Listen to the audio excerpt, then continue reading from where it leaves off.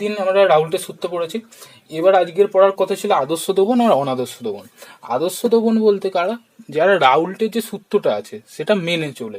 তাই জন্য প্রথম পয়েন্টটা লিখেছি আদর্শ দ্রবণের সব উষ্ণতা ও গাঢ়ত্বে রাউল্টের সূত্র মেনে চলে এরা।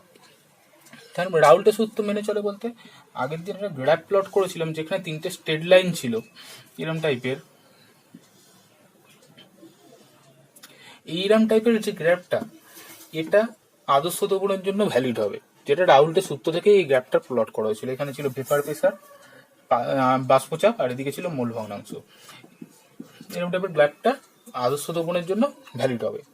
আর আদর্শ দ্রবণের জন্য আরো দুটো কন্ডিশন আছে। Number 2 condition, del V mixing, del V mix is equal to 0। এটা বলতে কি বলুন, ডেল ভি মিক্স বলতে মিক্স করার পরে এবং মিক্স করার আগে আয়তনটা পরিবর্তন হবে না, এটা মানে সেটাই। উদাহরণ দিয়ে বোঝালে আর ভালোভাবে বুঝতে পারবে। ধরো একটা এরম টাইপের বিকার আছে, এই বিকারে দাবক আছে, ধরো এই একটা দাবক আছে আর সেটার অ্যামাউন্ট আছে 10 ml। আবার একটা বিকার আছে বি, এতেও 10 ml দাব আছে। এবার এদের দুজনকে মিশ্রণের ফলে তৈরি হবে কি, দ্রবণ। দ্রবণ তৈরি হলো। এবার দ্রবণের আয়তনও দেখছি আমরা 20 ml, দ্রবণের আয়তনও 20 ml। তার মানে দাবক আর দাব যোগ করে যে আয়তনটা হওয়ার কথা ছিল, দ্রবণ যখন তৈরি হলো সেই আয়তনটাই থাকলো। আর তার মানে টোটাল দ্রবণের আয়তনের পরিবর্তন কিছুই হলো না। বা ডেল ভি মিক্সিংটাকে এরকম ভাবে তাহলে ম্যাথামেটিক্যালি লিখতে পারি, mix is equal to volume of দ্রবণ মাইনাস ভলিউম অফ দাব প্লাস ভলিউম অফ দাবক। ঠিক আছে, এইখানে দেখো এটা 20, এটা 10, এটা 10, এটাও টোটাল 20, 20 মাইনাস 20 করলে 0ই আসছে। এই কেসটা কি আদর্শ দ্রবণের জন্য হবে, ভলিউমের কোনো পরিবর্তন হবে না। দাব দাবক মিলে যখন দ্রবণ তৈরি হবে তাদের মধ্যেও ভলিউমের কোনো পরিবর্তন হবে না। নেক্সট 3 নম্বর পয়েন্ট, এনথালপিকে নিয়ে। ডেল এইচ মিক্স, মিশ্রণের জন্য যে এনথালপি সেটাও কি হবে, 0 হবে। এনথালপি বলতে কি, ধরো এই অণু দুটো, এই দুটোর অণুর মধ্যে আকর্ষণ বল আছে, এই দুটোর মধ্যে আকর্ষণ বল আছে। এবার যখন এরা দ্রবণে গেল তখন কি হলো, এদের মধ্যে আকর্ষণ বলটা চেঞ্জ হলো। কি হবে, এখানে ধরো এ মলিকুল ছিল, এখানে ছিল এ মলিকুলের মধ্যে আকর্ষণ বল, এই দুটো এ মলিকুল এদের মধ্যে আকর্ষণ বল। এখানে ছিল বি মলিকুল, ধরো এখানে কি দেখলাম বিবির মধ্যে আকর্ষণ বল ছিল, এইখানে কি আকর্ষণ বলটা চেঞ্জ হয়ে গিয়ে এ বির মধ্যে আকর্ষণ বল হয়ে গেছে সেটা।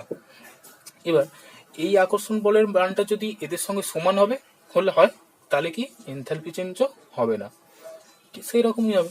তার মানে বুঝতে পারছি এ, এটা কখন হবে এই কন্ডিশনটা, যখন এ আকর্ষণ বল, সেটাকে এরম ভাবে দেখাচ্ছি, অ্যান্ড বিবি আকর্ষণ বল, সেটাকে আমরা এরম ভাবে দেখাচ্ছি, is equal to A B আকর্ষণ বল। তখন হচ্ছে এই এই জিনিসটা হবে, এই কেসটা হবে, এবং এই কেসটাই হচ্ছে শর্ট। এই কেসটা যখন হবে তখন ডেল ভি মিক্সটা ইজ ইকুয়াল টু 0ই হবে। নেক্সট পয়েন্ট হচ্ছে কটা এক্সাম্পল দেখতে হবে, আদর্শ দ্রবণের কয়েকটা এক্সাম্পল দেখা দরকার। কি কি এক্সাম্পল বলে দেন, যেমন এক্সাম্পল কটা দেখা যায় আদর্শ দ্রবণ, যেমন হচ্ছে বেনজিন আর টলুইন। বেনজিন অ্যান্ড টলুইন, বেনজিনকে এরকম দেখতে, টলুইনকে এরকম দেখতে, উপরে সিএইচ দিয়ে, তোমার ফিনাইল গ্রুপের উপরে সিএইচ দিয়ে আছে। এটা হচ্ছে বেনজিন আর টলুইন। এবার নেক্সট নাম্বার 2 নম্বর এক্সাম্পল, উপরের পয়েন্টটা মুছছি। 2 নম্বর example, n hexane and n pentane, n pentane, এদের স্ট্রাকচার নিশ্চয়ই জানো। 3 নম্বর এক্সাম্পল হচ্ছে ইথাইল বোমাইট আর ইথাইল আয়োডাইড। ইথাইলটাকে আমি ইটি দিয়ে লিখেছি, এটা তোমরা ইথাইল বানান করে লিখো, ইথাইল বোমাইট, ইথাইল আয়োডাইড, এভাবে লিখে লিখো। এটা তাহলে আদর্শ দ্রবণ আমাদের এখানে পড়া হলো। এবার তাহলে নেক্সট টপিক আসছে অনাদর্শ দ্রবণ। আদর্শ দ্রবণে 3টে কন্ডিশন লিখেছিলাম, বলা হলো 4টে কন্ডিশন, কারণ এবি ইন্টারাকশনটাকে পয়েন্ট করিনি, কিন্তু ওটা একটা পয়েন্টের মধ্যে ধরতে পারো। এবার অনাদর্শ দ্রবণ।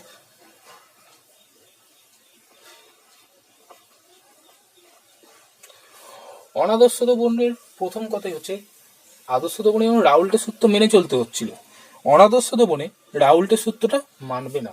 তাহলে অনাদর্শ দ্রবণ কি হবে? রাউল্টের সূত্র মানবে না।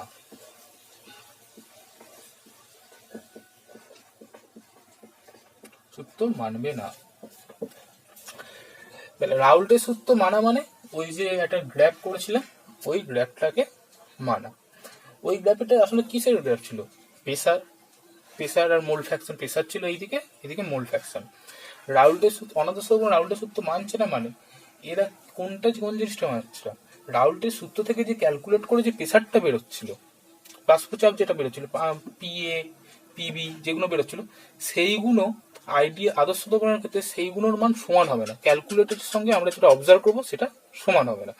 বা এরকম ভাবে আমরা পয়েন্টটা লিখতে পারি, এই যে রাউল্টের সূত্র আদর্শ দ্রবণের ক্ষেত্রে পি ক্যালকুলেটেড ফ্রম রাউল্টস কখনোই সমান হবে না কার সঙ্গে? পি অবজার্ভ, বা পি অবজার্ভ বলতে পারি। অবজার্ভ মানে যেটা আমরা পরীক্ষালব্ধভাবে দেখতে পাই। এটা ক্যালকুলেট রাউল্টের সূত্র থেকে থিওরিটিক্যালি ক্যালকুলেশন করেছি, করার পর যখন অবজার্ভে দেখছি তার সঙ্গে সমান হচ্ছে না দেখছি। এটা কার জন্য? যখন এই কেসটা হবে তখন তাদেরকে বলবো অনাদর্শ সলিউশন বা অনাদর্শ দ্রবণ, নন আইডিয়াল সলিউশন। এই কেসটা হবে তাদের জন্য। বাট এই কেসটা অসমানটা দুরকম ভাবে হতে পারে। একটা হচ্ছে কি, রাউল্টসের ভ্যালুটা পি অবজার্ভের চেয়ে কম হতে পারে, আর একটা হতে পারে রাউল্টসের ভ্যালুটা পি অবজার্ভের চেয়ে বেশি হতে পারে। তাহলে দেখা যাক এখান থেকে দুটো কেস তাহলে আমরা নিচ্ছি। ফার্স্ট কেসে নিচ্ছি, এখানে হচ্ছে সেকেন্ড কেস নেবো। ফার্স্ট কেস নিচ্ছি পি রাউল্টস, রাউল্টসের ফর্মুলা থেকে যে ক্যালকুলেট করে পি যেটা পাওয়া যায় সেইটা লেস দেন পি অবজার্ভ, যেটা অবজার্ভ করছি সেটা হচ্ছে ছোট হবে। এই কেসটা কখন? রাউল্টসের সূত্রটা দেখো, রাউল্টসের সূত্র থেকে এই প্লটটা করা হতো, এরকম টাইপের প্লট করা হতো।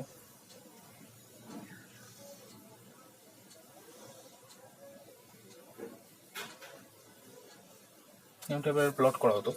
এই প্লটটায় রাউল্টসের সূত্র মানলে এরকম টাইপের প্লট দেখতে হতো। এই সাইডে থাকতো পি, পি নয় বাষ্পচাপ আর কি, ভেপার প্রেসার, ভেপার প্রেসার। এই সাইডে থাকতো মোল ভগ্নাংশ। এবার এই যে প্লটটা দেখবো, পি অবজার্ভটা বেশি আছে, মানে পি অবজার্ভটা এমনি তো নর্মালি এই লাইন ওয়াইজ হওয়া উচিত ছিল, কিন্তু যখন অবজার্ভ করছি তখন দেখবো কি এটা একটু বেশি আছে। এরকম ভাবে সেটাকে দেখালাম।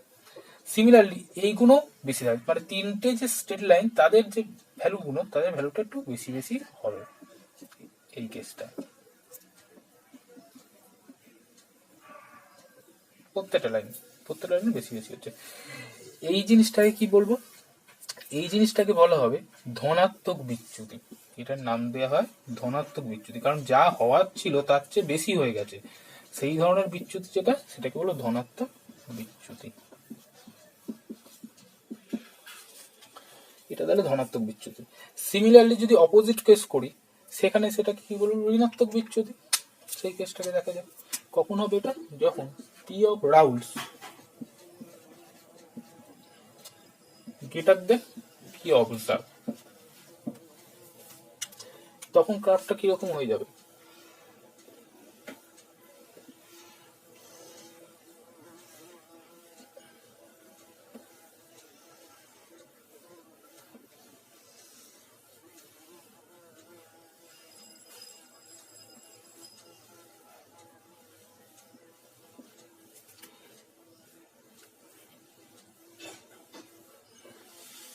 তখন কার্ভটা এরকম দেখতে হবে।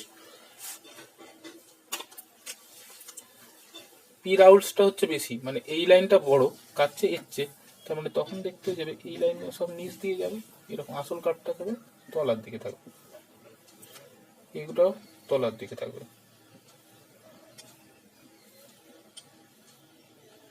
এটাও তলার দিকে থাকবে।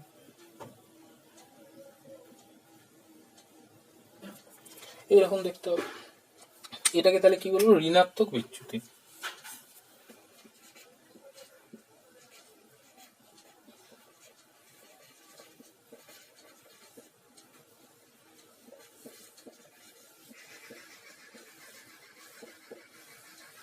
ঋণাত্মক বিচ্যুতি।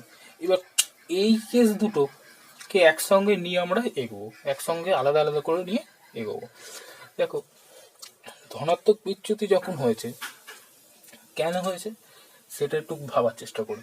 এটা ধনাত্মক বিচ্যুতি, এটা ঋণাত্মক বিচ্যুতি, এটা ধর গ্র্যাফটা নিয়ে প্রথম পয়েন্ট, দুজনের ক্ষেত্রে প্রথম পয়েন্ট করে দেয়, প্রথম ডিফারেন্সটা করে নিলাম। সেকেন্ড ডিফারেন্সটা করছি এদের আয়তন নিয়ে বা এদের আকর্ষণ বল নিয়ে। প্রথম সেকেন্ড ডিফারেন্স এদের আকর্ষণ বল নিয়েই করি। ধরো এরকম একটা বিকার আছে, এই বিকারে কি আছে, এ এ। একটা বিকার আছে, তাতে আছে বি বি।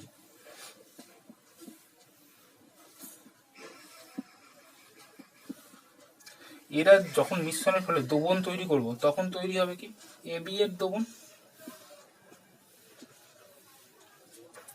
তখন হবে এ বি এর দ্রবণ।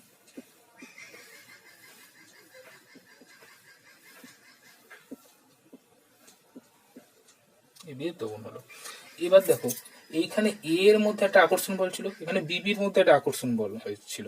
এবার যখন মিশ্রণ করেছি, এ বি এর মধ্যে আকর্ষণ বলটা যদি কমে যায়, তখন কমে গেছে, এই কেসটাই অন্তত কমে গেছে, কারণ এ বি এর মধ্যে দূরত্ব ছিল একটু কম, বিবি এর চেয়ে তার চেয়ে একটু বেশি কিন্তু কম ছিল। কিন্তু এবি যখন করলাম, এবি দিয়ে যখন দ্রবণটা তৈরি করলাম, তখন কি করলাম, এবির যে দ্রবণ হলো, তখন কি দেখলাম এবি এর মধ্যে দূরত্বটা অনেক বেড়ে গেছে, মানে এদের মধ্যে আকর্ষণ বলটা তখন কমে গেছে, মানে এবি এর আকর্ষণ বলটা কম। এইটা বলার মানে কি, দেখো এ আকর্ষণ বল আর বিবি আকর্ষণ বল এবি এর less than greater than AB এর আকর্ষণ বল, এটার মানে এটা। তখন এই কেসটার জন্য ধনাত্মক বিচ্যুতি, কেন আকর্ষণ বল যদি এবিতে দ্রবণে যদি এবি এর মধ্যে আকর্ষণ বল কমে যায়, তাহলে এ আর বিটা আলাদাভাবে বাষ্পে চলে যাবে, আর বাষ্পে যাওয়া মানে বাষ্প চাপ বাড়বে, ক্যালকুলেটেড চেয়ে বাষ্প চাপ বাড়বে, তাই জন্য এই বাষ্প চাপের লাইনটা ওপর দিয়ে যাবে। অরিজিনাল রাউলস থেকে হচ্ছে স্ট্রেট লাইন হওয়ার কথা ছিল, কিন্তু এদের মধ্যে আকর্ষণ বলটাই যখন এখন কমে গেছে, তাই জন্য এটা সহজে বাষ্প পরিণত হচ্ছে, আর এদের মধ্যে বাষ্প চাপও বাড়ছে, তাই জন্য ভেপার প্রেসারের কার্ভটা একটু ওপর দিয়ে যাবে। এটা কার জন্য হলো, এটা ধনাত্মক বিচ্যুতির জন্য কেসটা। ঋণাত্মক বিচ্যুতির জন্য সেম যদি জিনিসটা ভাবি, ঋণাত্মক বিচ্যুতির জন্য এরকম ধরো একটা বিকার আছে, যেখানে এ আছে, এ আছে, আর একটা বিকার আছে যেখানে বি আছে, বি আছে। এবার এদের মিশ্রণে যখন এ বি তৈরি হবে,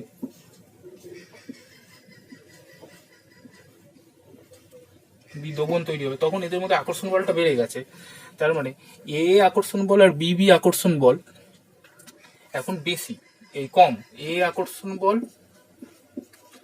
আর বিবি আকর্ষণ বল এটা হয়ে গেছে এখন কম, কাটছে এ বি এর আকর্ষণ বল হচ্ছে। সেই কেসে এরা কি হয়ে যাবে, সহজে বাষ্পে পরিণত হবে না, তাহলে বাষ্প যা পরিণত হওয়ার কথা ছিল তার চেয়ে এখন বাষ্প কম তৈরি হচ্ছে, তাই জন্য ভেপার প্রেসারের কার্ভটা এখন নিচ দিয়ে চলে যাবে, রাউলস ল থেকে যে স্টেল লাইন হতো তার নিচ দিয়ে যাবে, তাই জন্য এই ধরনের কেস হবে, এটা হয়ে যাবে ঋণাত্মক বিচ্যুতির কেস। 2 নম্বর পয়েন্ট হলো। এবার 3 নম্বর পয়েন্টে আমরা যাই।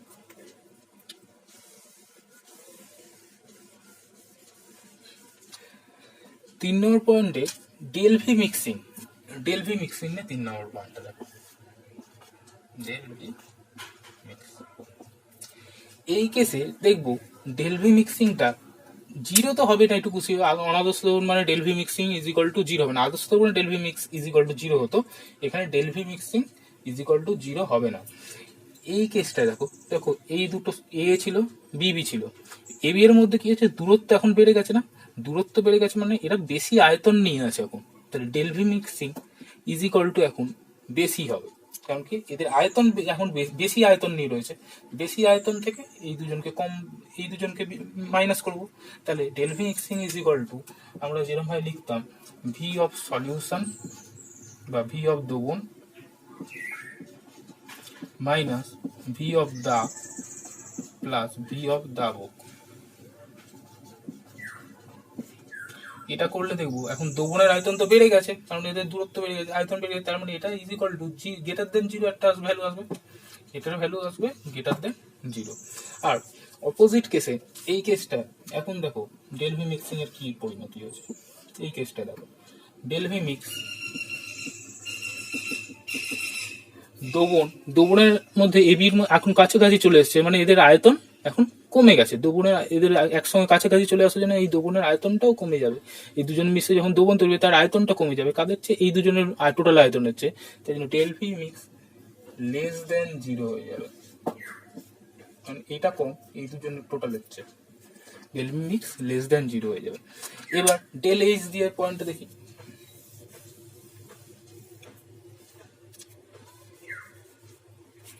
দেখো ডেল এইচ দিয়ে 4 নম্বর পয়েন্ট ডেল এইচ মিক্স,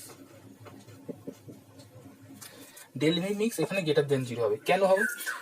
এই দুজন ছিল এদের মধ্যে একটা আকর্ষণ বল ছিল, সেই আকর্ষণ বল, এই দুজন ছিল এদের মধ্যে বিবি আকর্ষণ বল ছিল, এবার এবি আকর্ষণ বল বিবি আকর্ষণ বল এই দুটোকে ভেঙে এখন তৈরি করেছে কি এবি আকর্ষণ বল, কিন্তু যে আকর্ষণ বলটার মানটা কম, তাহলে আমার দেখো এই দুজনকে ভাঙতে যে এনার্জিটা সাপ্লাই করতে হয়েছে, এই আকর্ষণ বলটাকে ভাঙতে যে এনার্জিটা সাপ্লাই করতে হয়েছে, করার পর এইটা যখন তৈরি হলো, এবি আকর্ষণ বল যখন তৈরি হলো বা এবি বন্ধন টাইপের যেটা তৈরি হলো, সেটার জন্য কিছু পরিমাণ এনার্জি রিলিজ করবে, আর যে এনার্জিটা আমরা দিয়েছি তার আর যে এনার্জিটা রিলিজ করি সেটা কম, এই এনার্জিটা কম কারণ এটা আকর্ষণ বলই কম, তাহলে এই বন্ধনের ফলে যে এনার্জি রিলিজ হবে সেটাও কম, কিন্তু আমার দিতে হয়েছে বেশি, তাহলে আমাকে এটা কি তাপগাহী প্রক্রিয়া বলবো, আর del H mix is greater than zero হবে। যদি না বুঝতে পারো একবার দেখো, তাও না বুঝতে পারলে হোয়াটসঅ্যাপে জিজ্ঞেস করো, কিন্তু বুঝে ছাড়ো।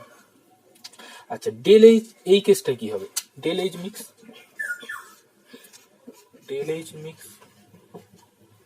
এর কেসে লেস দেন জিরো হবে, কেন হবে? দেখো আমি এখানে ছিল এ ইন্টারাকশন, এখানে ছিল বিবি ইন্টারাকশন, আমি কি করছি এদের আকর্ষণ বলটাকে ভেঙেছি, এদের আকর্ষণ বলটাকে ভেঙেছি, এটা তাপ দিয়ে। এবার নেক্সট টাইম এখানে যেটা তৈরি হয়েছে এবি আকর্ষণ বল, এটা তো বেশি, তার মানে আকর্ষণ বল যদি বেশি হয় তার জন্য এনার্জি যে রিলিজ হবে সেটাও বেশি হবে, তাহলে এখানে এনার্জি বেশি রিলিজ হয়েছে যতটা না দিয়েছি তার চেয়ে, যতটা না এই দুটোকে ভাঙতে যতটা দিয়েছি তার চেয়ে বেশি রিলিজ হয়েছে, তার মানে এই কেসে আমার এনার্জি কপিড হয়েছে বা এনার্জি বেরিয়ে এসছে আলটিমেটলি, তাহলে এটা হচ্ছে তাপ দাহী প্রক্রিয়া, তাই জন্য এখানে del H mix is equal to zero করেছি। এবার নেক্সট হচ্ছে কি কটা এক্সাম্পল আমাদের দেখতে হবে, এক্সাম্পল অনেক কটা আছে, পরীক্ষায় কোশ্চেন আছে দুটো সলিউশন দিয়ে দেয়, দিয়ে জিজ্ঞেস করে হচ্ছে কোনটা কি ধরনের। এখানে প্রথম এক্সাম্পল মানে জিজ্ঞেস করে যে ধনাত্মক বিচ্যুতি না ঋণাত্মক বিচ্যুতি দেখাচ্ছে সেটা জিজ্ঞেস করে। প্রথম example CH3 methanol plus water, ধনাত্মক বিচ্যুতি প্রথম এক্সাম্পল। সেকেন্ড এক্সাম্পল ETOH মানে ইথানল, ইটি লেখা মানে ইথানল প্লাস ওয়াটার, ETOH মানে এটা ইথানল, ওএইচ দিয়েছে ইথানল। আচ্ছা তারপরে 3 নম্বর লিখছি ইথানল, ETOH মানে ইথানল প্লাস ক্লোরোফর্ম,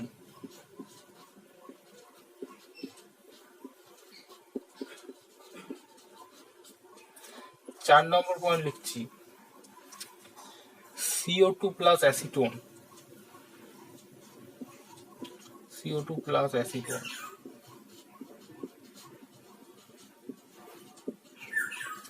5 নম্বর হচ্ছে ইথানল প্লাস অ্যাসিটোন। আরেকটা লিখছি তোমার CCl4 প্লাস অ্যাসিটোন। এতগুলো মুখস্থ করতে হবে, জাস্ট একটু মাথায় রাখবে, এইগুলো যেন মাথায় থাকে যে এইগুলো হলো ধনাত্মক বিচ্যুতি উদাহরণ, এইগুলো যেন মাথায় থাকে। নেক্সট হচ্ছে ঋণাত্মক বিচ্যুতি, ঋণাত্মক বিচ্যুতির উদাহরণ কটা দেখা যায়। ফার্স্ট 1 নম্বর লিখছি অ্যাসিটোন, যে কোনো টাইপের অ্যাসিড হলেই কিন্তু ঋণাত্মক বিচ্যুতি দেখা যায়, এটা মনে রাখবে। ফার্স্ট এক্সাম্পল হচ্ছে যে কোনো টাইপের অ্যাসিড, ধরো H2O প্লাস HNO3 অ্যাসিড জলের মিক্সচার, আবার HCl প্লাস H2SO4 দুটো অ্যাসিড জলের মিক্সচার, এরা সব কি ঋণাত্মক বিচ্যুতি দেখাবে। 2 নম্বর point methanol CO2 plus CO2। 3 নম্বর উদাহরণ ফেনল আর অ্যানিলিন। ফেনলটাকে কেমন দেখতে, বেঞ্জিন তারপরে OH, আর অ্যানিলিনটা কিরকম দেখতে, বেঞ্জিন তারপরে NH2। 4 নম্বর পয়েন্ট বা উদাহরণ, 4 নম্বর উদাহরণ আর কি, অ্যাসিটোন আর ক্লোরোফর্ম।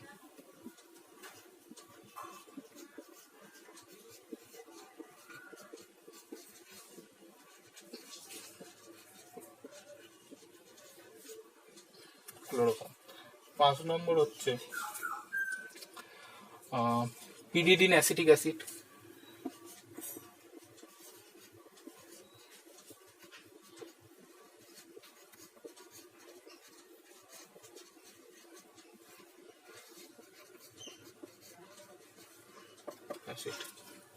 এই কটা উদাহরণ সমেত মনে রাখতে হবে। তাহলে এখানে আদর্শ আর অনাদর্শ দ্রবণটা পুরোপুরি কমপ্লিট হলো। এরপরে অ্যাডজেক্টিভ আছে আর কিছু আছে, ঠিক আছে।